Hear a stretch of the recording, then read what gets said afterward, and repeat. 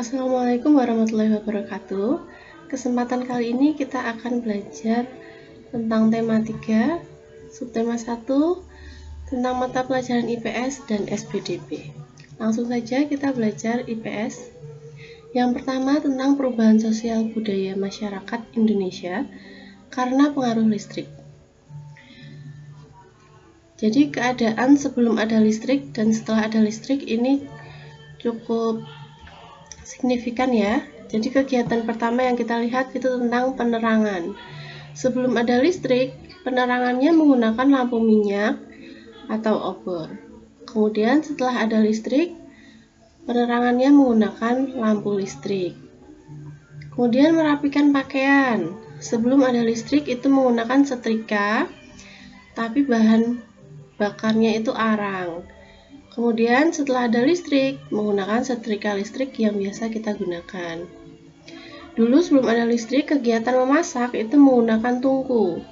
Setelah ada listrik, bisa menggunakan kompor gas atau kompor listrik.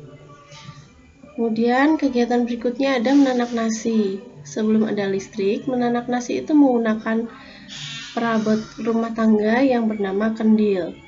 Kemudian setelah ada listrik, menggunakan rice cooker. Kegiatan berikutnya memanaskan air. Dahulu sebelum ada listrik, memanaskan air menggunakan ceret atau kettle. Setelah ada listrik, hanya tinggal mencolokkan ke listrik menggunakan alat yang disebut dispenser. Sudah menjadi air yang panas. Kemudian kegiatan komunikasi. Sebelum ada listrik, komunikasi itu bisa menggunakan kentongan. Ya. Kentongan. Kemudian setelah ada listrik, komunikasi itu beralih menggunakan telepon. Kegiatan yang terakhir ini ada mengeringkan makanan. Dulu itu sangat bergantung dengan sinar matahari jika ingin mengeringkan makanan.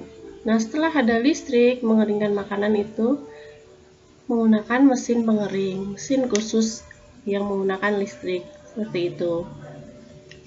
Materi berikutnya, perubahan sebelum dan sesudah ada lampu pijar. Tadi itu sebelum ada listrik, kemudian ini sebelum dan sesudah adanya lampu pijar.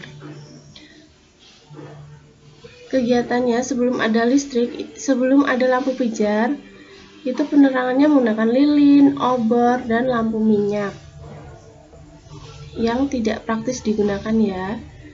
Dan bisa bahaya kalau sampai kita lalai karena ini menggunakan api. Kemudian setelah ada lampu pijar itu menggunakan lampu pijar itu sendiri. Ini sangat praktis digunakan karena menggunakan listrik. Kemudian kegiatan lalu lintas di jalan raya itu hanya dilakukan pada siang hari karena saat malam tidak ada penerangan. Nah, setelah ada lampu pijar, lalu lintas ini berlangsung sepanjang hari, siang dan malam. Seperti itu. Kemudian pengiriman barang di berbagai kota itu juga hanya dilakukan pada siang hari. Setelah ada lampu pijar, itu dilakukan sepanjang hari, siang dan malam, seperti lalu lintas tadi. Kemudian toko-toko itu hanya buka hingga sore, sehingga masyarakat tidak dapat berbelanja aneka kebutuhan setelah pulang bekerja. Jadi belinya itu hanya saat siang sampai sore hari. Nah, setelah ada lampu, ini tokonya buka hingga malam, sehingga masyarakat yang berbelanja itu bisa setelah mereka pulang bekerja. Kemudian perubahannya berikutnya ada anak-anak kesulitan belajar dan mengerjakan tugas pada malam hari karena tidak mendapatkan cukup penerangan. Jadi penerangannya tadi kan hanya menggunakan lilin, obor, dan lampu minyak. Jadi belajarnya sangat terbatas. Kemudian setelah muncul lampu pijar, ini anak-anak bisa mengerjakan tugas dan belajar pada malam hari karena cukup mendapatkan penerangan dengan lampu pijar ini. Perubahan yang terakhir di sini ada kegiatan masyarakat pada malam hari sangat terbatas. Jadi karena tidak ada penerangan itu tadi, kegiatannya ya hanya terbatas gitu. Kemudian setelah ada lampu pijar pada malam hari ini lebih leluasa karena terang, kita bisa melakukan apapun yang kita inginkan. Materi berikutnya tentang perubahan sosial budaya masyarakat Indonesia di bidang iptek dan pendidikan. Yang pertama tentang pendidikan. Dua hal ini, pendidikan dan ilmu pengetahuan atau iptek, itu mengalami perubahan positif dan perubahan negatif. Kita bahas dulu yang bagian pendidikan. Pengaruh positifnya itu memperluas wawasan, kemudian membantu proses belajar, memperkaya pengalaman hidup, dan menunjang pelajaran sekolah dan pengetahuan. Sedangkan perubahan negatifnya, yang pertama itu mengganggu waktu belajar pada malam hari. Kemudian dua, melumpuhkan kemampuan berpikir kritis. Yang ketiga, munculnya benih kekerasan di kalangan pelajar. Ini yang tentang pendidikan. Kemudian di bidang ilmu pengetahuan, pengaruh positifnya menjadi sumber informasi dan pengetahuan. Yang kedua, menambah wawasan tentang perkembangan ilmu pengetahuan. Kemudian pengaruh negatifnya muncul banyak informasi atau pengetahuan yang belum dapat dipastikan kebenarannya. Jadi informasinya masih simpang siur. Begitu pengaruh negatifnya. Lanjut ke materi SBDP. Kali ini kita akan belajar tentang musik. Nah, pada musik itu ada yang disebut notasi. Notasi adalah simbol-simbol nada pada musik. Notasi ini ada dua. Yang pertama, notasi angka. Notasi angka adalah sistem penulisan lagu yang menggunakan angka-angka. Seperti ini, dimulai dari angka 1 sampai 7. 1 itu berarti do, kemudian 2 re, seperti itu. Kemudian ini ada interval nadanya berbeda-beda ya.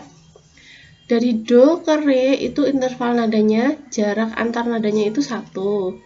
Kemudian re ke mi juga 1, mi ke fa setengah, fa ke sol itu 1, sol ke la 1, la ke si itu 1, dan si ke do tinggi itu setengah. Berikutnya notasi balok. Notasi balok ini adalah simbol atau tanda untuk menyatakan tinggi rendahnya suara yang diwujudkan dengan gambar. Jadi tadi itu dengan angka-angka dari angka 1 sampai 7. Kalau yang ini dengan simbol seperti ini ya. Nah, simbol ini memiliki bagian-bagian. Ini bagiannya adalah yang pertama ada bendera. Jadi ini yang melengkung ini namanya bendera, kemudian yang tegak lurus ini, yang lurus ini, tegak ini namanya tangkai, kemudian yang elips ini namanya kepala. Ini kepalanya ada yang di sebelah kiri, ada yang di sebelah kanan. Kalau di sebelah kanan itu benderanya tetap ke kanan seperti ini, naik. Gitu. Ini interval nadanya yang tadi sudah dibacakan ya. Dari do ke mi itu 2. Dari re ke fa itu 1,5, re ke sol itu 2,5. Nanti bisa dilihat menggunakan notasi tadi, notasi angka itu lebih jelas. Nah, saat menyanyi ada hal-hal yang harus diperhatikan. Yang pertama, sikap tubuh. Sikap tubuh saat menyanyi sebaiknya tegak dan rileks. Pandangannya lurus ke depan. Kemudian yang harus diperhatikan itu pengucapan. Pengucapannya harus jelas. Apalagi untuk huruf vokalnya a, i, u, e, o itu harus benar-benar jelas. Kemudian hal berikutnya ada tempo.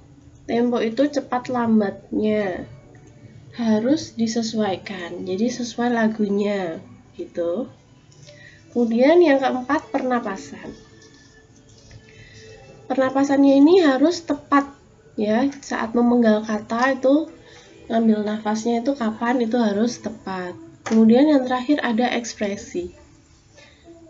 Jadi gerakan anggota tubuh dan wajah itu harus sesuai dengan lagu. Jika lagunya gembira, ekspresi kita juga harus gembira. Begitu juga dengan lagu yang sedih harus diekspresikan dengan sedih. Begitu ya. Demikian untuk materi kali ini, semoga bermanfaat.